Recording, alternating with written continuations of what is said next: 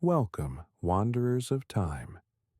If you're lying awake, craving a tale that will gently pull you through the cracks of history, tonight's journey may be just what your restless mind needs. Picture this: smoke curling through wooden rafters, the scent of stale ale and old sweat hanging heavy in the air, the sharp clang of a tankard hitting a table just a little too hard. We're not stepping into a dream, but into a place all too real: the medieval tavern. If you enjoy these immersive dives into the past, consider subscribing to the channel, liking this video, and sharing it with fellow lovers of the old world. Every voice adds warmth to the circle. Now, close your eyes, or keep them open if you must, and follow me. It's late. The moon is up, and we're about to walk into a place where laughter, blood, and secrets mix in equal measure. You are cold and soaked. Mud clings to the hem of your tunic, and the wind bites your ears through the gap in your cloak. The dirt path you've walked for miles has vanished under a slurry of muck and horse dung. Ahead, torchlight flickers. A warped wooden sign swings on rusted hinges above a low, sagging structure.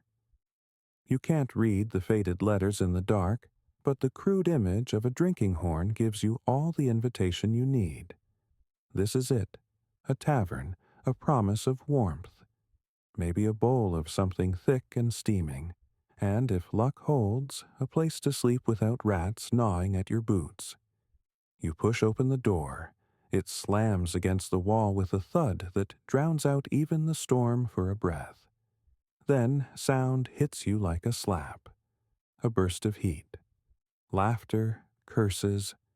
Somewhere in the corner, someone retches. The room is thick with voices, shouting, arguing, singing, sometimes all three at once. The ceiling sags low, pressed down by smoke and years of sweat. A single hearth blazes on one side, the fire coughing through a crude stone chimney. Tables are packed. Men, women, cloaked figures whose eyes dart at the sound of the door. No one looks directly at you for long, but you are noticed. You step inside. The floor is slick, not wet. Greasy, beer, fat, something else. You don't want to know. The planks groan beneath your feet, uneven and swollen. The smell hits next: a sour brew of spilled ale, urine, ash, old meat, and human breath. Your stomach twists. This place is not clean, but it's alive. Every eye that does meet yours carries a question: friend or threat? A man stumbles past, shoulder slamming yours hard enough to jolt your spine. He smells like bad wine and worse choices. Doesn't apologize, just grunts and spits near your boots. A barmaid, bare arms smeared with grease and soot, slides between bodies carrying two sloshing jugs. She doesn't smile. No one here does unless they're winning. There's music somewhere. Not a melody, more a rhythm. A drum, or maybe a boot against the floor in time with grunted verses of a bawdy song. Someone belts a line about a priest and a goat. Laughter erupts. This is not the tavern of fantasy novels or cozy folklore. This is a pit stop on the edge of civilization, a breathing organism built of need and desperation. And yet, you stay. You shuffle toward an empty stool near the far end of the main room, beneath the splintered beam where two rusty daggers have been embedded so long they've become part of the frame. It smells less like piss here, just barely. Behind the bar, a man watches you. Thick arms crossed, face like old bread. Not hostile, not welcoming either. His eyes slide from your hands to your boots, checking for weapons, for blood, for coin. You nod once. He doesn't nod back. Coins. You pull one from the pouch hidden inside your belt, a single copper. Might buy you a seat. Might not. You drinking or just taking up space? The barkeep grunts. His voice is gravel. You nod again and slide the coin across. He grabs it, bites it, because everyone does, and pours something dark into a chipped clay mug. He shoves it toward you without looking. It sloshes. It stinks. You drink. It's awful. It burns. Not the warm kind. The kind that makes your tongue shrink from your teeth. You cough. Someone laughs behind you. And still, you stay. Because outside is worse. Outside is cold and silence. Inside, at least, there is noise. Life. A kind of safety born of dangerous proximity. Here, in the belly of the tavern, you are among others who have also fled the dark. Some are mercenaries, fresh from a raid and still drunk on blood. One sharpens a dagger on the leg of his boot. Another stares into his drink like it owes him an answer. A woman in a red shawl sits alone by the fire, face expressionless, but every man in the room glances her way between sips. She sees everything. She speaks to no one. Near the door, two barefoot boys roll dice in the ash. One cheats, the other doesn't care. There are rules in this place, but they are not yours, and they are not written. There is no law here, only custom. Whoever yells loudest, drinks fastest, or stabs first tends to win the argument. Still, for every scream, there is a moment of quiet. A lull between the madness, where someone hums a tune you remember from your grandmother's house, and, for a second, the tavern almost feels like home. Almost. Then someone throws a stool. It crashes into the wall inches from a sleeping man's head. He doesn't wake. The barkeep doesn't move. A small fight breaks out. A punch, a knee, a table overturns, a boot to someone's ribs. Then silence again. The injured man slinks out the door, or maybe through the back, dragged. No one says a word. The table is righted. A new drink poured. The red-shawled woman hasn't moved. This is how the night stretches on. You nurse your drink. You learn the dance. How not to stare too long. How to nod at the right time. How to blend. You're not a guest here. You're a tolerated shape. And maybe that's enough. Your fingers numb from the cold. Your stomach gurgling from the brew. You sit back and breathe in the rot and smoke and noise. And you realize you've made it. You are inside the medieval tavern. And it is nothing like you expected. It's easy, standing inside a medieval tavern, to believe that the walls themselves are watching you. The structure is crude, wood mostly, warped beams bent from centuries of damp winters and hot, smoke-choked summers. The ceiling is low, forcing taller patrons to stoop or risk splitting their scalp on a nail driven decades ago and forgotten. Everything is uneven, not just the floorboards, but the very angles of the room. Nothing is square, nothing quite fits, and yet it holds, barely. The walls are a patchwork of timber and daub, wattle frames stuffed with straw and coated in a mixture of clay, ash, and something that smells like rotting grass. Cracks spider out from every corner, stuffed in places with rags or hardened pitch. Insects crawl between the seams, occasionally dropping from the rafters onto the table below, not always noticed or not always minded. Above you, blackened beams run the length of the ceiling. Centuries of smoke have stained them so deeply it's hard to tell whether they were ever truly wood-colored. Thin ropes dangle from some of them, hooks too, bent and rusted, for lanterns maybe, or meat or necks. You don't ask. The hearth dominates the far side of the room. It is enormous, carved into the stone wall like the mouth of a beast. Inside, fire licks at half-burned logs, its smoke billowing up through a hole that serves more as hope than a chimney. The hearth doesn't warm the whole tavern, but it gives the illusion of warmth. People sit near it not for heat, but for proximity, to light, to center, to each other.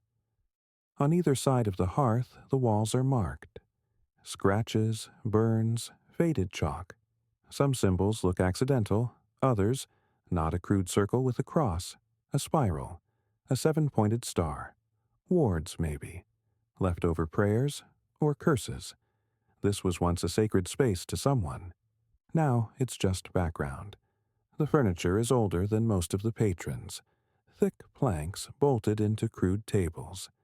Benches worn to smoothness by thousands of tired backsides. Every surface is scratched, sticky, and stained.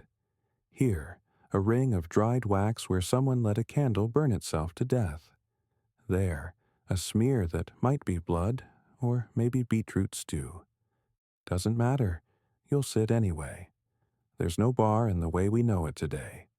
Just a plank between you and the keg room, guarded by the barkeep and the barkeep alone. Behind him, shelves of clay jugs, old glass bottles, and twisted metal cups. Not a label in sight. The drinks are poured from memory and smell. In the darker corners of the room, corners where even the fire's glow refuses to stretch, there are booths, or what remains of them. Partitions made from hung blankets or crudely nailed boards. Places where dice clatter, hands are shaken, promises are broken. These are the shadows within the shadow, and those who enter them often don't want to be seen.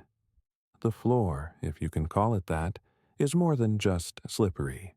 It's layered, not with rugs or mats, but with the years themselves. Sawdust soaks up the worst of the spills, and more is thrown down every night. Underneath, generations of filth compact into a thick, sticky mulch. If you dropped a coin, you might never find it again. If you dropped a tooth, you definitely wouldn't. Smells cling to the wood like ghosts. Fat and fire. Unwashed men, spoiled meat, chamber pots too long unemptied. Sweet notes of old ale hover around the hearth, while behind the backroom door comes the acrid tang of urine. The whole place smells like a memory you didn't mean to keep. And still, it works. Despite its decay, or perhaps because of it, the tavern holds an energy. A structure bent not just by time, but by use. It's been leaned against, bled on, wept into. These walls have heard secrets shouted and whispers silenced. They've echoed with laughter and screams. They don't judge. They just absorb. The upper floor, if this place is lucky enough to have one, is even worse. Narrow stairs wind up behind the hearth, slick with soot and grease from years of heavy boots. The banister is broken. The boards creak loud enough to wake the dead. Upstairs, the rooms are more like cells, straw pallets. No windows. Doors with no locks, or sometimes just a hole where a latch used to be. These rooms aren't rented. They're endured. And yet people come. Night after night. Travelers, thieves, deserters, wandering monks, even the occasional noble in disguise. Because in this creaking, sagging, stinking building is something they all need: anonymity. A place where names are not exchanged unless necessary. Where you can disappear for a few hours or forever. Occasionally, you notice details others overlook. A strange notch in the wood near the hearth. A tally mark. A name carved in a language you don't recognize. A faint blood stain that has darkened over the years to the color of wine. A burned patch on the far wall where someone tried to cook inside. It didn't work, and in the far back, almost hidden, there's a small trap door. Just big enough for a man to fit through. Locked, but often scratched. People don't ask what's below. Not if they want to sleep well. This is the architecture of survival. Built not for beauty, not for comfort, but for function. For holding together the weight of desperate lives stacked atop one another like firewood. It is not safe, it is not clean, but it is solid, and it has seen things. You sit long enough in a medieval tavern, and the blur of bodies begins to separate into categories. Not professions exactly, not roles, but types. Archetypes shaped not by occupation, but by tension, by what they're trying to escape, or prove, or hide. No one comes to a tavern without a reason, especially not in the Middle Ages. Some seek shelter, some seek warmth, some are looking for news or gossip, or a face they haven't seen in too many winters. Others come for drink, pure and simple, and whatever follows after. And a few, just a few, come looking for trouble. They usually find it. The room is full tonight. Closest to the fire are the regulars. Always. These are not necessarily the oldest or the drunkest, but they are the most embedded. They have earned those seats through coin or blood or silence. An old soldier sits there now, back to the brick, watching the room through one roomy eye and one empty socket. No one disturbs him. His tankard is never empty, and his knife never far from reach. Near him, 3 men play some version of cards, though the rules change every time someone loses. They don't look at each other, just grunt and shuffle, laying down hand after hand like they're performing a ritual more than a game. A pair of merchants argue over grain prices at the far end, their voices rising until one slams a fist and declares he'll take his trade to the next village. He won't. He'll be back tomorrow. They always come back. At the center table, a group of young men. Laborers, maybe. Laugh too loudly. Shout too often. They are loud in the way only those who have not yet bled can be. Their jokes are crude, their arms around each other like brothers, their eyes always scanning for watchers. For women. For a fight. One of them makes eye contact with you.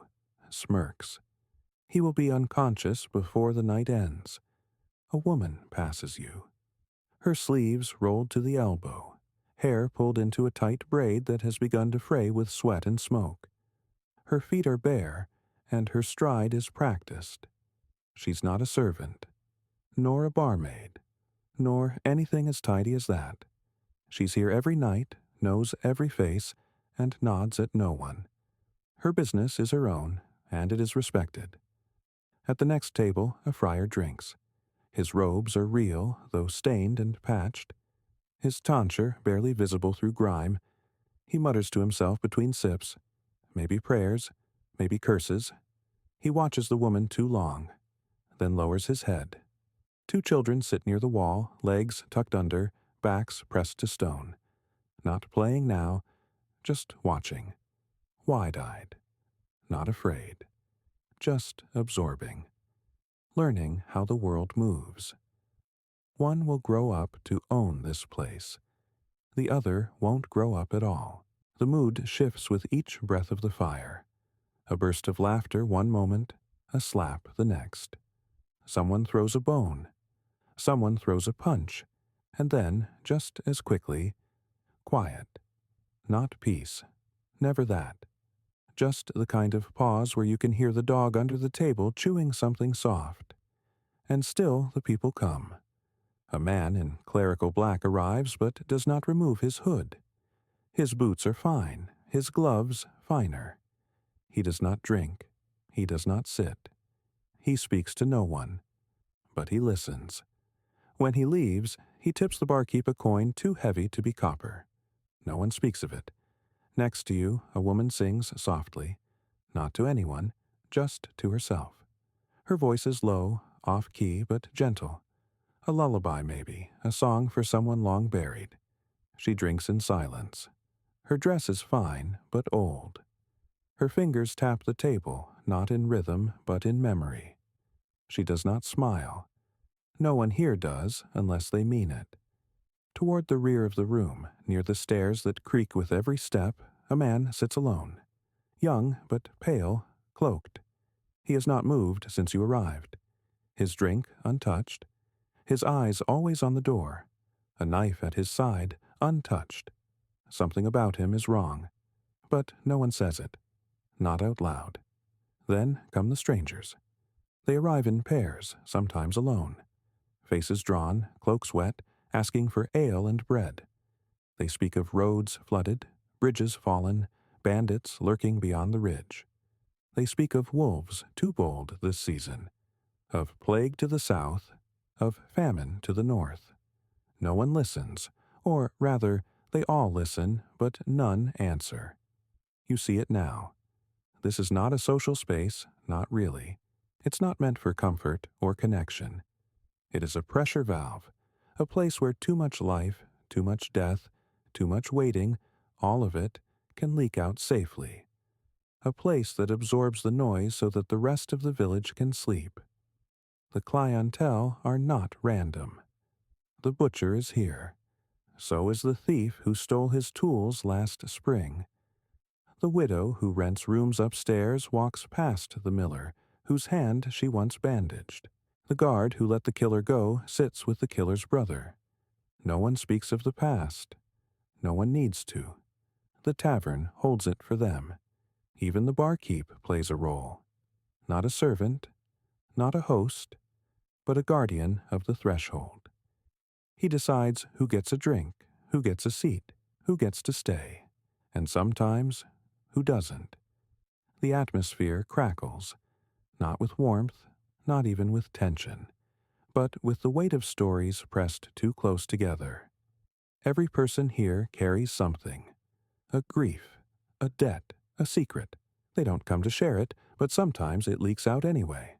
Someone coughs, hard, wet, not from the drink. The friar stiffens, so does the man in the fine cloak. A silence follows, thick and awful. Then someone laughs. Too loudly. The moment breaks, and the tavern breathes again. Outside, the wind howls. Rain lashes the door. But inside, the storm is matched. Here, in this warped wooden box, is humanity in its rawest form. And it is beautiful, and terrible, and alive. You're hungry. That gnawing pit in your stomach has been growing for hours, dulled only slightly by the acrid bite of your first drink. But hunger in a medieval tavern is dangerous, because eating here is not about choice, it's about chance. There's no menu, no chalkboard with prices, no cheery waitress listing daily specials. You don't even ask what's being served. You watch, you listen, you wait for a bowl to appear, and then you decide if you're brave enough to accept one. Tonight, it's stew. Always stew, or at least something pretending to be. A thick, grayish slop ladled from a cauldron that's been simmering for 3 days, maybe longer. Every day something new is added. Bones, barley, whatever meat was left unsold at the butcher's stall, and sometimes things you don't want to name. A finger-shaped root, a shredded feather, a smell that shouldn't come from anything living or dead. You take a bowl anyway. It's cracked, rim chipped. The stew steams faintly, slick with fat and flecks of something green. You hope it's herb.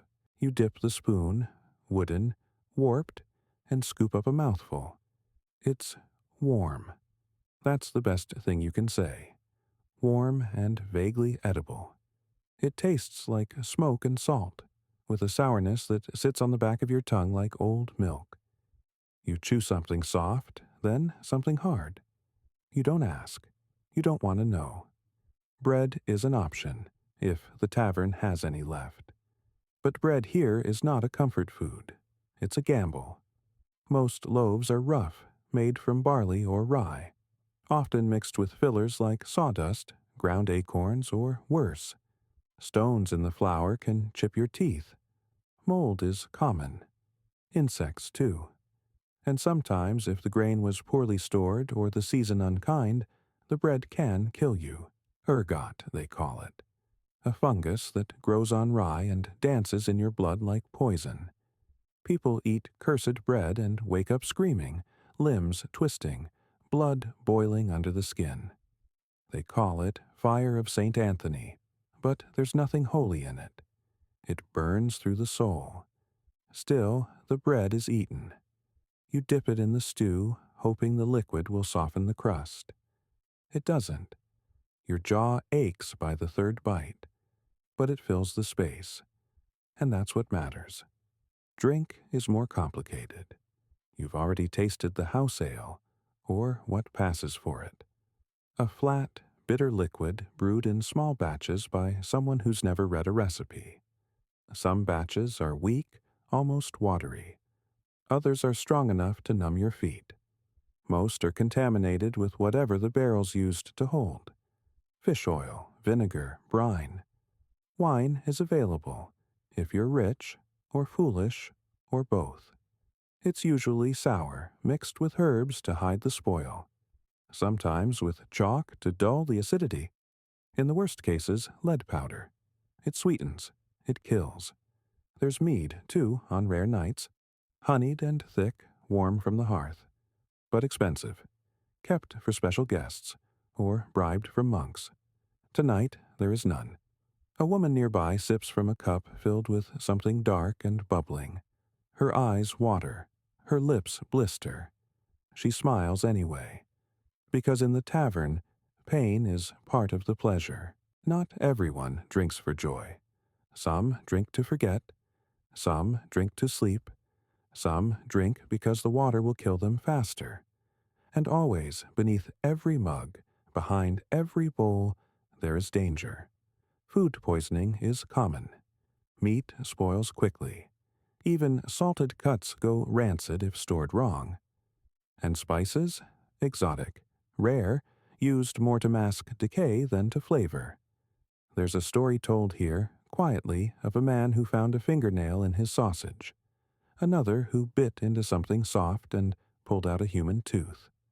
No one knows if it's true, but everyone believes it. Then there's the deliberate danger, the poisons, not just from rot or mold, but from people, from rivals, from secrets, a pinch of belladonna in the stew, a drop of hemlock in the wine. It's rare, but not unheard of, especially in a place where grudges ferment faster than ale. That's why some patrons bring their own cups, their own knives, their own food if they're smart or rich or paranoid enough. The barkeep watches everything. He sees who orders, who eats, who doesn't finish. He doesn't speak. He remembers. Because death in a tavern isn't bad for business, unless it happens too often. Even the act of eating here is public. No privacy, no solitude.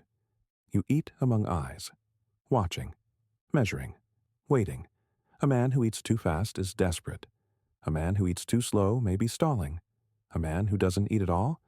Dangerous. Children scavenge for scraps, crawling beneath the tables, licking bowls clean. Dogs fight them for bones. One snarls, teeth bared, eyes bloodshot.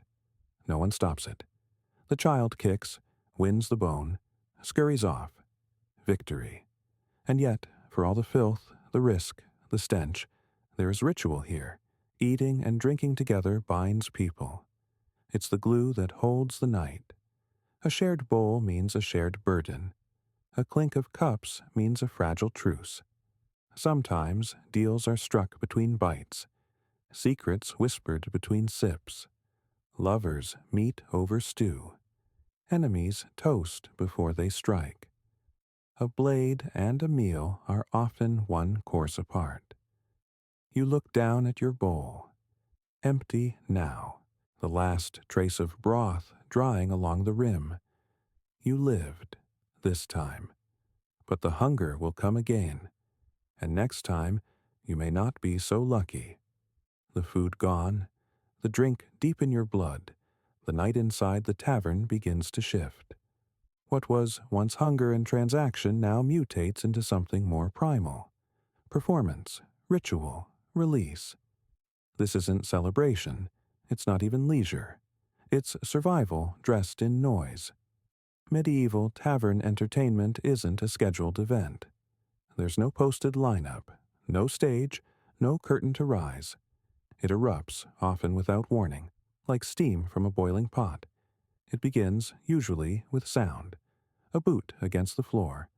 A mug tapped in rhythm, a low hum that thickens as others join. Then a voice, hoarse but steady, singing something coarse, something half remembered from childhood or invented that day. A drinking song, or a lament turned bawdy. A tale of a milkmaid and a knight, but with more innuendo and fewer endings. The music grows.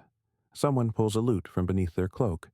Another, a fife cracked in the middle but still functional. A drum, a real one or just a turned-over bucket, adds pulse. There are no rehearsals, no harmony, just sound. Raw, broken, human. The lyrics are filthy, glorious. Verse after verse improvised. One-upmanship through obscenity. The tavern roars with laughter. Someone falls from a bench, wheezing, ale streaming from their nose. No one helps him up. The song goes on.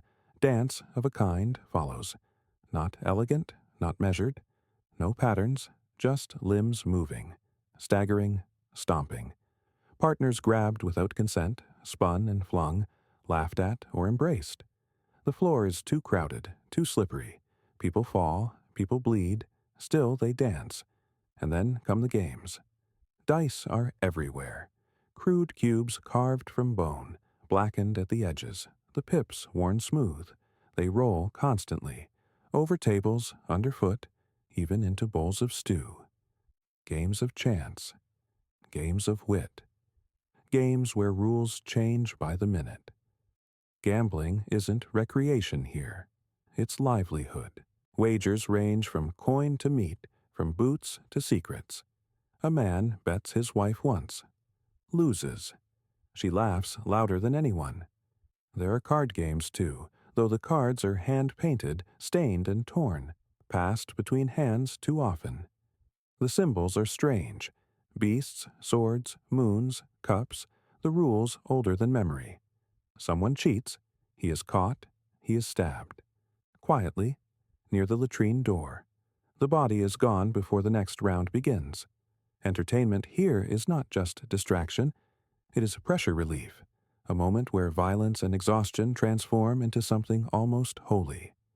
Stories are told, not read, not recited, spoken, shouted, acted out. A man reenacts a murder trial he witnessed as a boy. A woman tells of a spirit that visited her mother's bed. A traveler mimics the Pope, face red with wine, voice high and scornful. The room howls. Blasphemy is common. Sacred symbols twisted into jokes. Saints made into drunks. Miracles retold as bedroom scandals. The friar laughs the loudest, until someone asks him to tell one. Then he rises, and the laughter dies, because sometimes rituals cut deeper. There are darker forms of fun.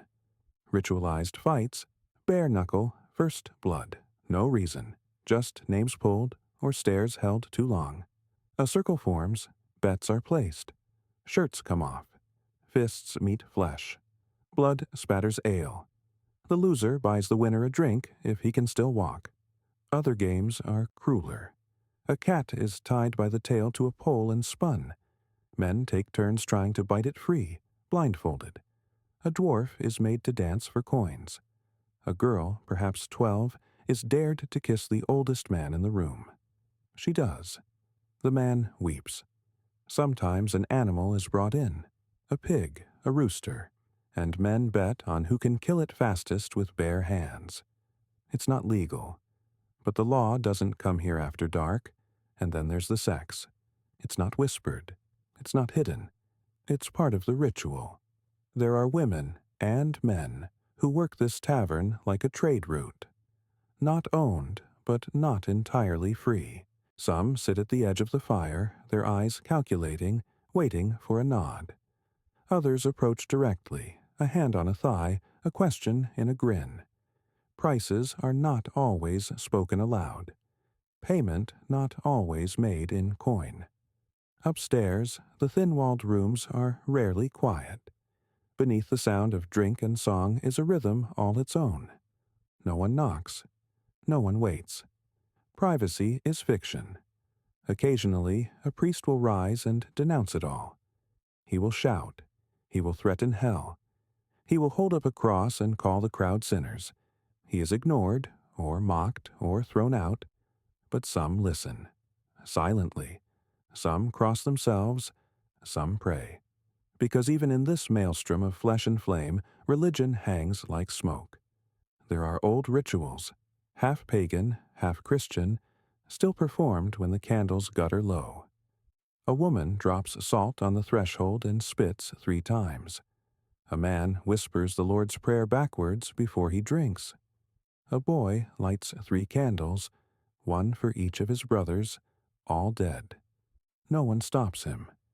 These are the secret rites, the inherited superstitions, the desperate gestures of those who have seen too much, lost too much, and still want to believe something is watching. Something cares, and at the end of the night, when the fire is low, the drinks are fewer, the songs slurred beyond meaning, one ritual remains: silence. It doesn't last long, maybe a minute, but it comes. A hush falls. Someone snores, someone weeps, someone whispers a name no one recognizes, and in that silence the tavern breathes. It remembers, and then someone farts, and the song begins again. There is violence in a medieval tavern, not as a disruption, but as a constant, like the smoke, the heat, the smell. It simmers in the floorboards, clings to the beams, hides in the teeth of the regulars. It is not always loud, it is not always bloody, but it is always near. You feel it before you see it. A glance held too long, a hand hovering near a dagger's hilt, a man leaning just a little too close to another's bowl. These are not gestures. They are warnings, and if ignored, they have consequences. The tavern is not a court. There are no laws here, no sheriffs at the door. Justice is dealt in silence or not at all. A wrong word can end a life. A wrong look can end a night. Sometimes it's simple. A merchant refuses to pay his tab. He is dragged outside. No one follows. The barkeep returns alone. The merchant does not. Sometimes it's subtle. A man drinks slowly, speaks softly. He listens more than he talks. Too much. The others notice. He is surrounded, not all at once, but gradually. One asks a question. Another blocks the door. The man doesn't leave that night. No one sees him again. His cloak is found the next morning in the latrine. But not all violence is final. Much of it is casual, familiar, part of the rhythm. A punch between friends, a slap for a spilled drink, a knife drawn, waved, sheathed. It is performative, almost comforting. Proof that the rules still exist, that everyone knows their place until someone doesn't. That's when the hidden things crawl out. Behind the bar is a door, locked. Not always, but often. It leads to the back, where the barrels are stored, where the rats are thick, where things happen that the patrons prefer not to see. Debtors are kept there, or what's left of them. Goods are exchanged, not all of them legal. Powdered herbs, strange roots, vials of liquid that promise strength or sleep or silence. Women are bought sometimes, not for the night, for longer. They are led in and they do not come back out. The tavern is not neutral ground, it is claimed, sometimes by guilds, sometimes by thugs, always by someone stronger than the rest. You never know their name, but you feel their presence. A table is always empty. A man always sits there. He never speaks, but his drink is never late. His boots are always clean. No one sits within 3 feet of him. No one questions why. The barkeep is not just a barkeep. He is the gatekeeper, the broker, the one who signals when a body needs to disappear, when a message needs delivering, when a witness needs silencing. And the regulars? They've seen things. A girl chained under the stairs for a week, a priest drowned in a barrel, a taxman gutted and stuffed in the chimney. They don't talk about it. but they remember. Every creak in the floor, every groan of the roof is a reminder. Even the animals know. The dog that snarls at certain men, the cat that hides when the door opens just so, the rats that vanish before a killing. They have learned, and they survive. But violence isn't always about blood. It's humiliation. It's fear. A man forced to eat rotten meat before the crowd. A woman stripped of her shoes and made to crawl home. A child beaten not for theft, but for insolence. And all of it, every blow, every scream, is absorbed by the tavern. The building itself becomes a conspirator. The walls are too thick, the windows too small, the cellar too deep. It's not by accident. These places are designed to hold secrets and to bury them. Sometimes you see the scars, a dark stain on the ceiling, too round to be ale, a plank nailed hastily over what looks like a hole, a bundle of cloth wedged in a corner that smells like decay. You ask the barkeep what it is. He smiles, doesn't answer. There are rituals around violence, too. A coin left in a broken mug, a mark scratched into a table leg, a phrase, innocent to most, used as a signal. The dog sleeps. The moon is late. Codes layered over history. Those who understand them live longer. Even the performers are part of the violence. A juggler with scars under his sleeves. A lute player who never turns his back to the room. A woman who dances, but keeps a blade in her garter. Entertainment masks survival. And always there's someone watching. Not the barkeep, not the gang leader, not even the church. Someone else. An old man in the corner. A girl who never speaks. A boy who's been carving something into the same piece of wood all night. They see. They record. Not on paper, but in posture, in memory. Witnesses not by choice, but by fate. Because someone has to remember. What happened to the merchant? What was done in the cellar? What the girl screamed before she was silenced? And one day they'll speak. Maybe not here, maybe not now, but they'll tell the story, and the tavern will change hands again. Blood cleansed with more blood, and the cycle will continue. Because the tavern is not just a building, it is an organism. It feeds on stories, and the most nourishing stories are soaked in silence and fear. The hour is late. The tavern is quieter now, not silent, never silent, but subdued. The songs have faded into murmurs. The drink has gone warm and sour. What was once laughter has hollowed into coughing, snoring, muttered regrets. You rise from your seat. Your legs are stiff. Your back aches from the bench. Your head spins, not from drink alone, but from the weight of it all. The smells cling to you. Smoke, fat, human breath, the metallic trace of blood. Your cloak stinks. Your hair itches. And yet you linger. Because stepping out means crossing a threshold. Not just into the cold, damp night, but out of the story. Out of the raw, unfiltered thrum of something older than laws, deeper than memory. In here, everything made sense. Twisted, brutal sense, but sense nonetheless. You pass by the hearth. The coals are low now, pulsing like half-dead embers. An old man snores with his mouth open, head tilted back, his cup still clutched in one hand. The woman in the red shawl is gone. So is the man who sat alone. Their stories concluded, or merely paused. Someone sweeps. Not well. Just enough to clear a path through the sawdust, the bones, the broken glass. He hums as he does it, a tune you heard hours ago, now slowed into something sad.